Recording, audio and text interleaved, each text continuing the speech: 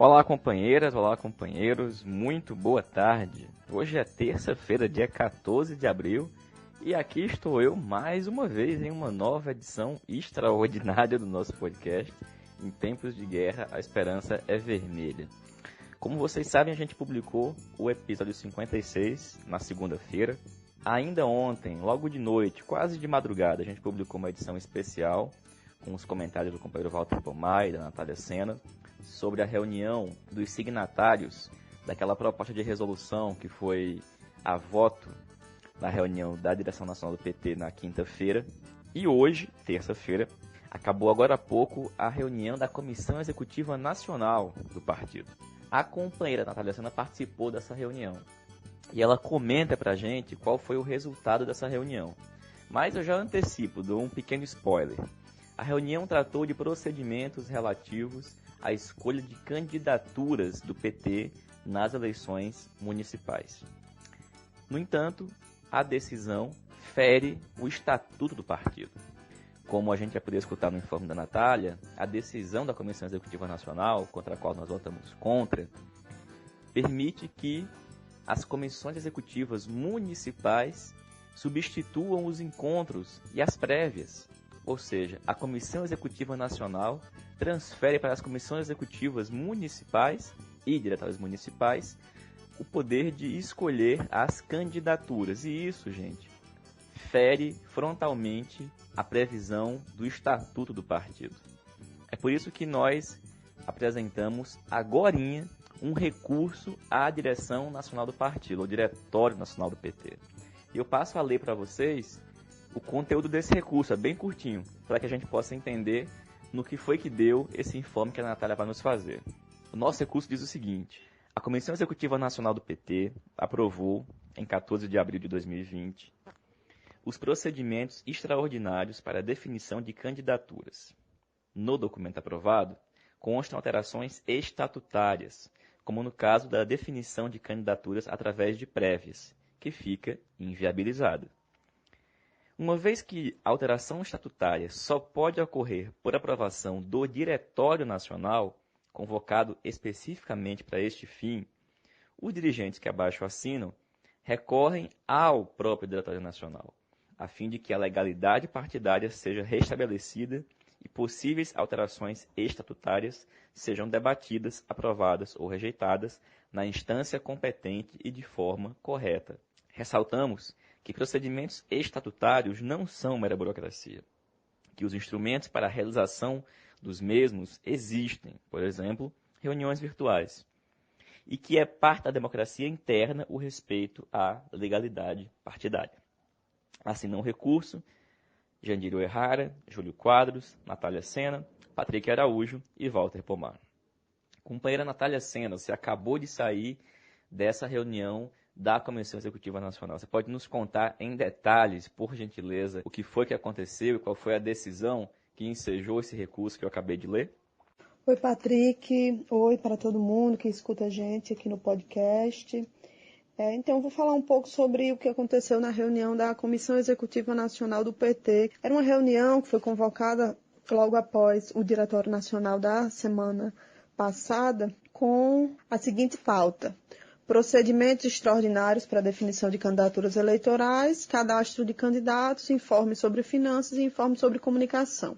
Essa questão dos procedimentos extraordinários para definição de candidaturas, a princípio estava pautado na reunião do Diretório Nacional, que a gente já relatou aqui no podcast como foi, todo aquele debate político em torno da adoção ou não pelo PT da palavra de ordem fora Bolsonaro. A reunião foi quase até mais de 8 horas da noite, enfim, uma reunião longa, e não houve tempo hábil para debater a questão dos procedimentos extraordinários em relação à definição de candidaturas. Diante disso, foi feita uma proposta pela companheira Gleide de delegação desse ponto de pauta para que a Executiva Nacional fosse deliberasse sobre isso, fosse convocada e deliberasse sobre isso.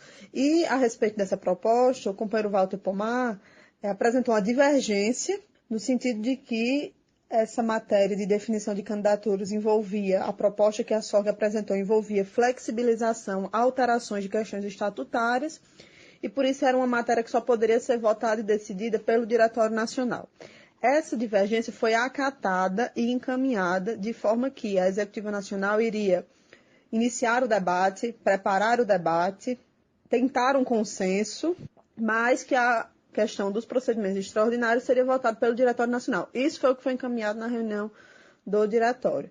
Quando a gente chegou na reunião da Executiva, abriu-se o debate com a secretária de organização apresentando a sua proposta, que basicamente remetia à questão dos encontros, transformava os encontros nos diretórios e executivas, em alguns casos, né? Ou seja, o encontro municipal, excepcionalmente, seria formado pelos membros do diretório e de alguns executivos municipais. Dentre outras alterações, não previa nada que garantisse a realização das prévias em curso ou que eventualmente venham a se materializar. Ou seja, a definição de candidaturas pelo formato de prévia estava ficando inviabilizada pela proposta, que acabou sendo o que foi aprovado, né? Diante disso, abriu-se o debate, a maior parte da reunião foi tomada pelo debate dessa questão, né?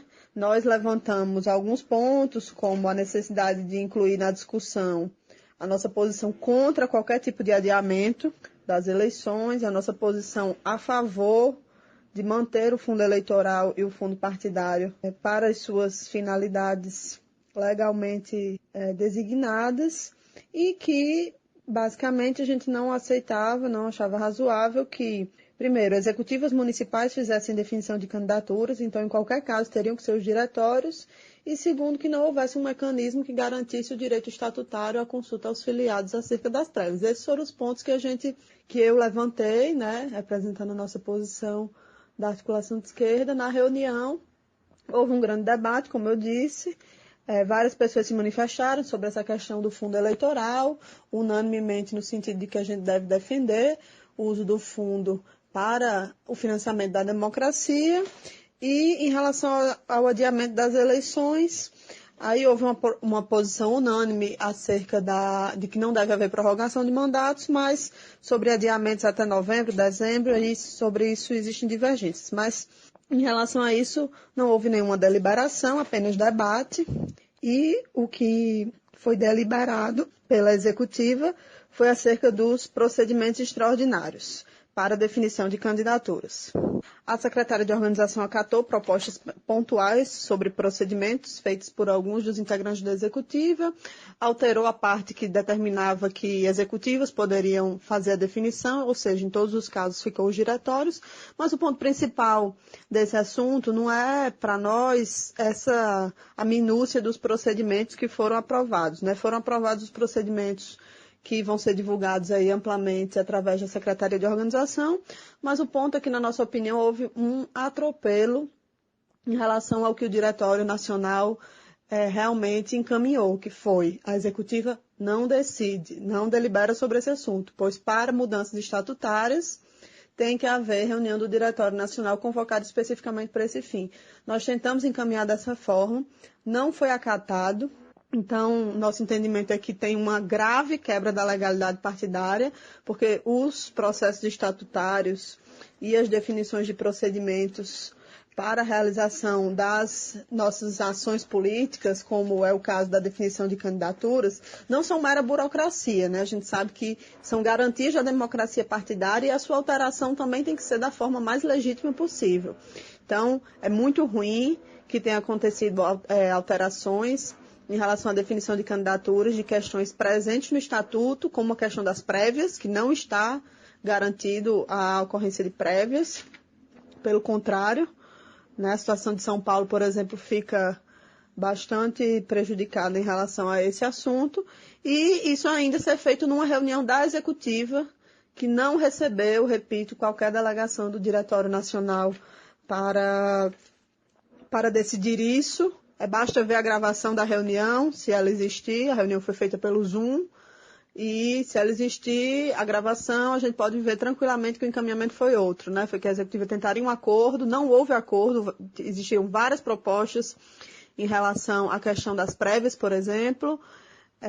Foram votadas emendas após a votação do texto da resolução que foi aprovada, nenhuma emenda foi acatada, então o texto foi aprovado do jeito que a secretária de organização propôs. Mas, enfim, não houve consenso quanto ao mérito, e além disso, independente disso, inclusive, o método não foi o método correto, porque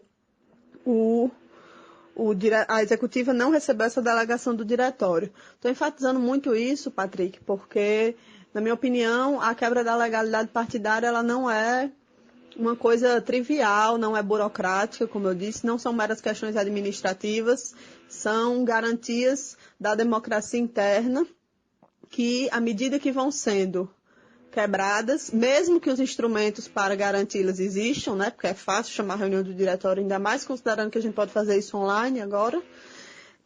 Então, é muito grave, né, que as decisões sejam tomadas dessa forma. Na minha opinião, existem 2 pesos e 2 medidas, porque a gente luta incansavelmente para que a legalidade no país, que a justiça seja aplicada, que a justiça burguesa garanta a legalidade nos processos que existem contra nós, e não temos cuidados básicos em relação a procedimentos internos que são garantias da nossa democracia interna, né? Eu queria finalizar dizendo isso, que quando a gente estuda direito, por exemplo, estuda processo, seja processo civil, processo penal, a gente aprende que ser um garantista processual é ser garantidor de direitos, né? Então, eu tenho muito essa visão de que os procedimentos, as formalidades, elas não existem à toa, elas não são fins em si mesmo, e lutar para que elas sejam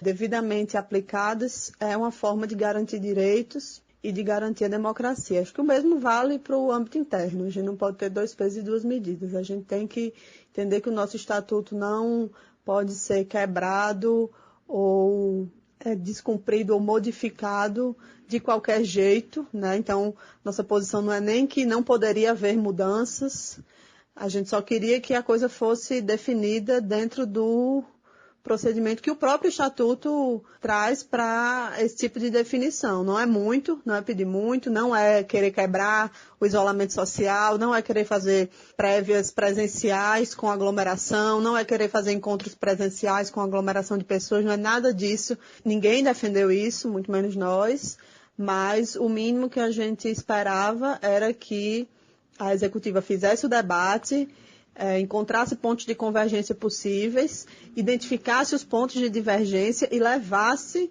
toda essa discussão para o Diretório Nacional. Preparar uma discussão é isso, é você melhorar o projeto de resolução através das contribuições feitas pela executiva, incorporar, separar as divergências e convocar o diretório para dizer, está aqui o que é convergente, o que é divergente é isso. Vamos debater e vamos votar o que tiver que ser votado no espaço adequado, que para nós era o Diretório Nacional. Então, com isso eu encerro o informe. Basicamente, a reunião, o principal ponto, né, de debate político na reunião foi esse. Foi aprovado um documento com a nossa abstenção, porque não achei que era o caso de votar contra, porque, na verdade, a gente tinha uma grande divergência sobre o método que estava sendo adotado, né, que não poderia haver aquela votação. Então, por isso, eu me abstive na votação. Depois houve a votação da emenda do companheiro Joaquim Soriano e do companheiro Paulo Teixeira. Teve uma abstenção, 16 votos pela manutenção do texto sem nenhuma emenda, 5 votos na emenda do companheiro Joaquim Soriano, na qual eu votei, e 2 votos numa emenda do companheiro Paulo Teixeira. No caso, foi aprovado o texto sem emendas e, segundo foi informado, sem prejuízo de recursos. Ao final da votação, o companheiro Rui Falcão já recorreu de ofício, ou seja, ele já pediu para constar em ata que ele estava recorrendo dessa decisão que tinha acabado de ser tomada para o Diretório Nacional. Então, na próxima reunião do Diretório Nacional, essa questão deve ser pautada, mas o fato é que o recurso não tem efeito suspensivo e o procedimento que vai ser divulgado pela SORG vai valer até decisão em contrário, caso exista. Em resumo, é esse o informe e fico por aqui. Natália, obrigado pelo informe. Pessoal, a gente publicou mais esta edição extraordinária do podcast pelos motivos que estão bem evidentes depois desse informe da Natália, né? Importante que todo mundo saiba que neste momento a decisão da executiva está valendo. a gente tem que ficar muito atento. O nosso recurso, como bem foi falado pela Natália, ele não possui efeito suspensivo. O que isso significa? Está valendo a decisão da Comissão Executiva Nacional. Foi publicada, está circulando aí em vários grupos de WhatsApp, enfim, em breve deve estar no site do partido. E a gente, evidentemente, vai contestar, mas muita coisa já pode ter se tornado fato consumado. Então, muita atenção, importante acompanhar. E justamente por isso nós publicamos essa edição especial do nosso podcast. Espero que a gente só se fale agora na sexta-feira. Bom, mas até lá, saudações petistas.